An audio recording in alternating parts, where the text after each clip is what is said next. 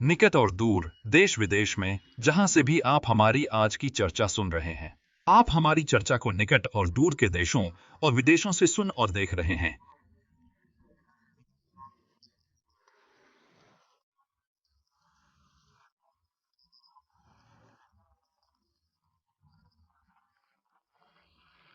मैं Taiyaba HD media Hindi channel की ओर से मोहम्मद रिजवान उल इस्लाम योशवरी हूं। आप सभी को, सम्मानित दर्शकों और श्रोताओं को हार्दिक बधाई। आज हमारी चर्चा का विषय है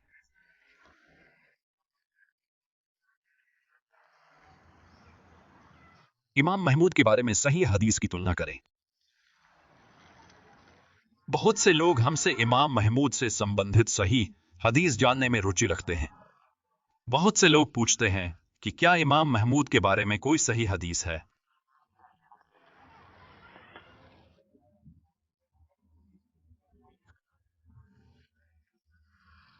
आज हम सुनन अबू दाऊद शरीफ की हदीस 4242 का विवरण सुनाएंगे। यह हदीस सिहा सित्ता की एक किताब से दिया गया है।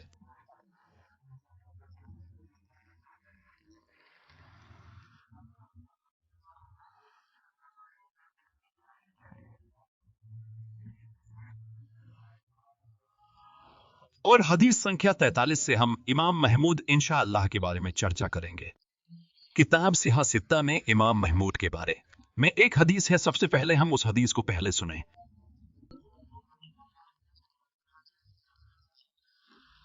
इसे उमैर बिन हानी अल अंसी ने रिवायत किया है। याह्या बिन उस्मान रहिमहुल्लाह ने फरमाया, अब्दुल्लाह बिन उमर रज़ियल्लाहु अन्हु से रिवायत है, आपने कहा, एक दिन हम अल्लाह के रसूल सल्लल्लाहु अलैहि वसल्लम के साथ बैठे थे।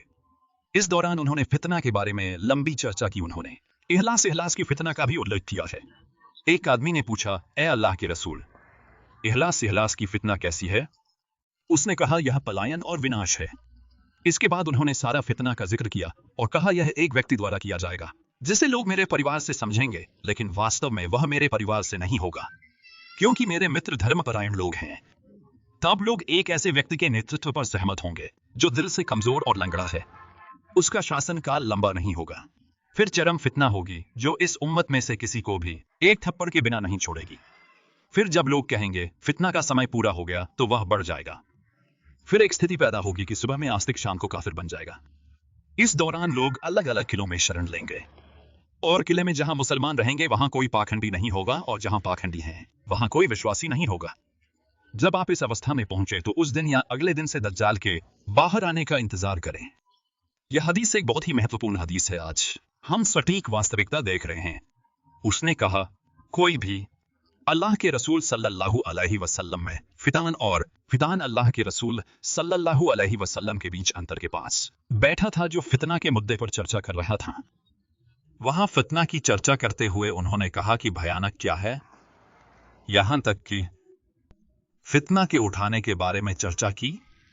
अब्दुल्लाह बिन अम्र अल्लाह अल्लाह लानत, नया रसूल अल्लाह अल्लाह। एक आदमी आया और पूछा, ए अल्लाह के रसूल, अल्लाह ताला की शांति और आशीर्वाद उन पर हो, वह क्या है? अल्लाह के रसूल सल्लल्लाहु अलैहि वसल्लम ने फरमाया, ए मामून और हारून, जो पलायन और विनाश है।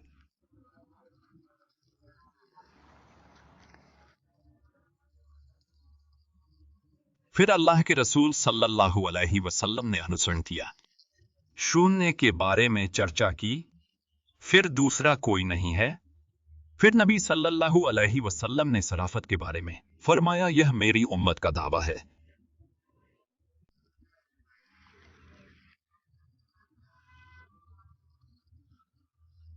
क्या मेरा अली उस आदमी के पैरों के नीचे से निकलेगा जो भारत पर दावा करता है?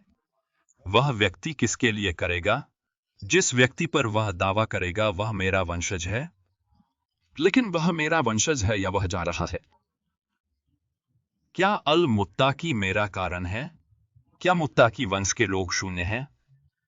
एक अलग कानून हो सकता है जिसके अनुसार लोग एक कमजोर व्यक्ति के साथ एकजुट हो सकते हैं। वे कमजोर हो सकते हैं जैसे पैर में कमर की हड्डी और दिल की हालत भी।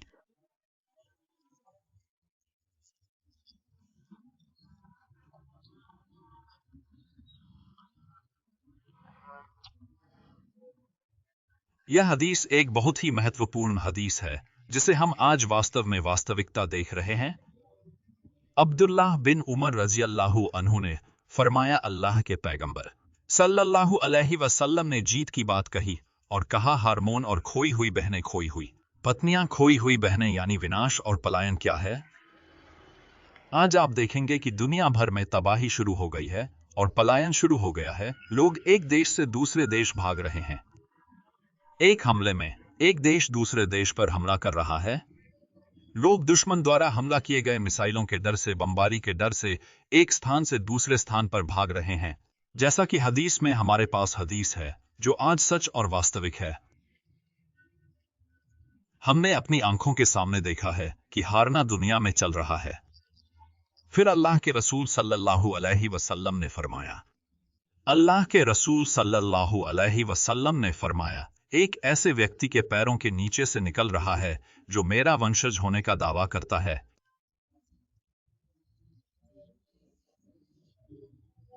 लेकिन वह मेरा वंशज नहीं है, इसलिए यह अल हसन जीतना। यह व्यक्ति कौन है? 1.00 हदीस 1.00 हदीस है जो अधिक सुंदर है। क्या इस हदीस में श्रीमान आपके बारे में अन्य हदीस हैं?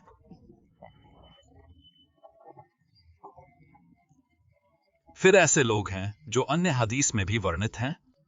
हदीस के इस भाग में जहां आपका उल्लेख किया गया है।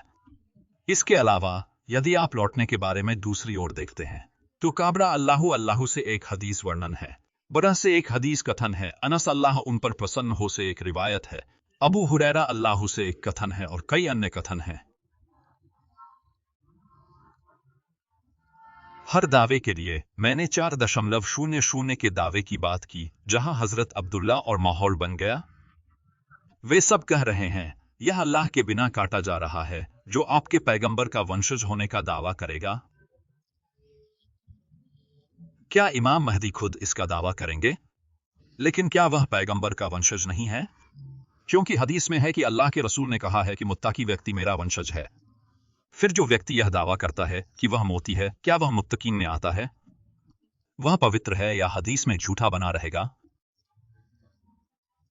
काम यह भी कहा जाता है कि वह अपने शब्दों में झूठा है, जैसे अल्लाहु अल्लाहु का रिवायत फिर से, तो सलाम उसका अतीत नहीं है। इसके अलावा हिंदी तकाबी के लिए नहीं।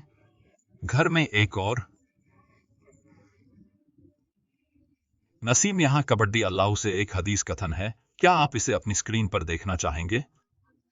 वर्णन है कि यह सरफत नाटा हिंदुस्तान के पश्चिमी भाग से निकलेगा।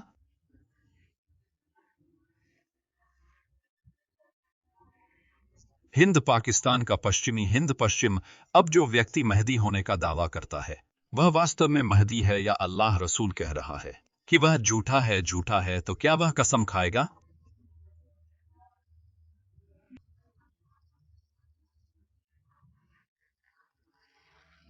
क्या आप जानते हैं कि पाकिस्तान का मोहम्मद कासिम उसे महदी के रूप में प्रचारित कर रहा है? भले ही वह महदी होने का दावा न करने की बात करता है। मैंने उसकी लिखी किताब देखी है। वहां उसके स्वप्नों का वर्णन स्पष्ट करता है कि वह महदी होने का दावा कर रहा है। भले ही वह सार्वजनिक रूप से नहीं कहता है वह महदी होने का दावा कर रहा है, उसके शब्द प्रकट हैं।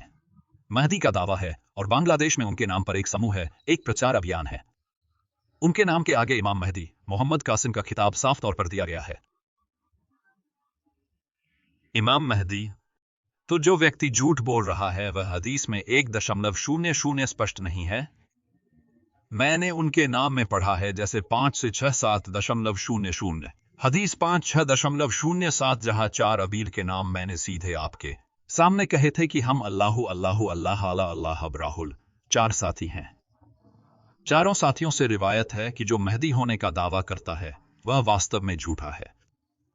हमारी चर्चा के बाद सुमैया सलाह की जलील की सामग्री कहा है। इतना बड़ा आदमी ऐसे व्यक्ति पर क्या करेगा?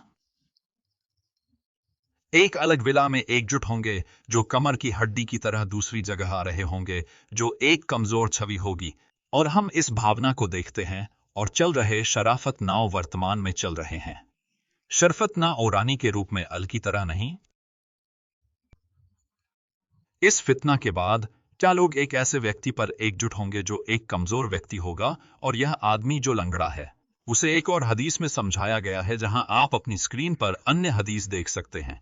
यह कहा जाता है कि यह महमूद है, उनका नाम महमूद है।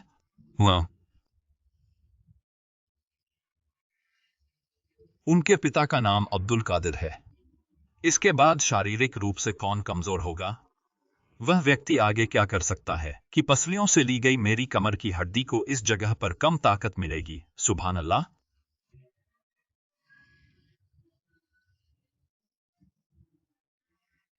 जिन्हें इमाम महमूद का अनुभव है वे जानते हैं कि वह कमर की हड्डी के समान है।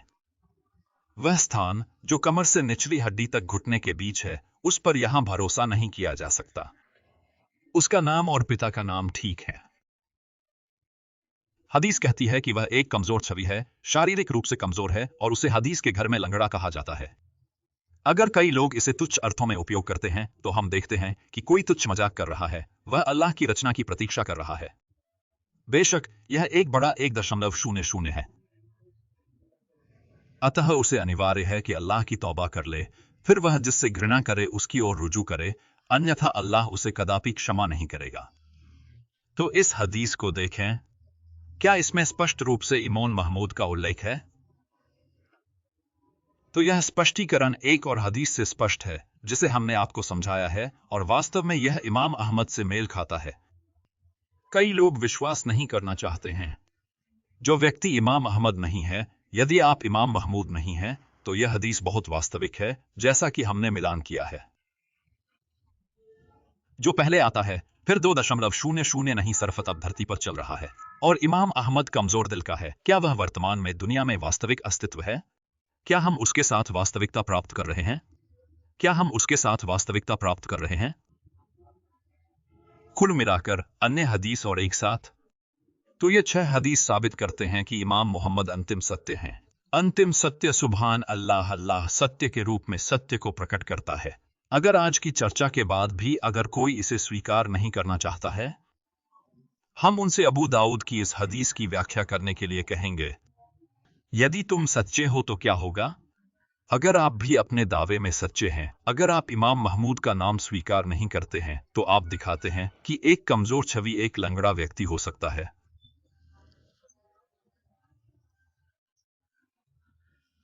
अगर कोई दूसरा व्यक्ति है तो हम उसकी तलाश कर रहे हैं। इमाम महमूद, और अगर नकली बंद हो जाए तो असली कौन होगा? आज की स्थिति में एक ईश्वर प्रदत्त व्यक्ति की आवश्यकता है। अल्लाह के चुने हुए बंदे की जरूरत है।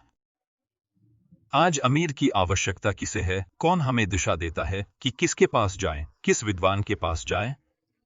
हर कोई गुटों में बंटा है, कोई पार्टी में लोगों को बुला रहा है। कौन है जो लोगों को एकत्र कर रहा है? आज हम किसके पास जाएं? जिन्होंने कभी लोकतंत्र का विरोध किया था, अब वे लोकतंत्र समर्थक बन गए हैं। जो लोग कभी सभा मार्च का विरोध करते थे, वे आज घेराव रोजगार की ओर चले गए हैं। तो आज सत्य के मार्ग पर आप हमें दिखाएं कि हम उस आदमी की तलाश कर रहे हैं।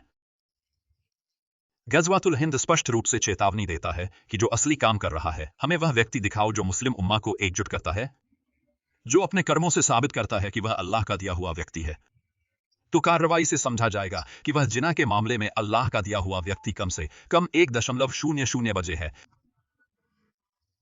यदि आप देखें तो हमने इमाम अहमद के बारे में सही हदीस को स्पष्टीकरण के साथ दिखाया है। क्या आप एक हदीस देखते हैं जो किसी अन्य व्यक्ति के बारे में कम से कम 1.00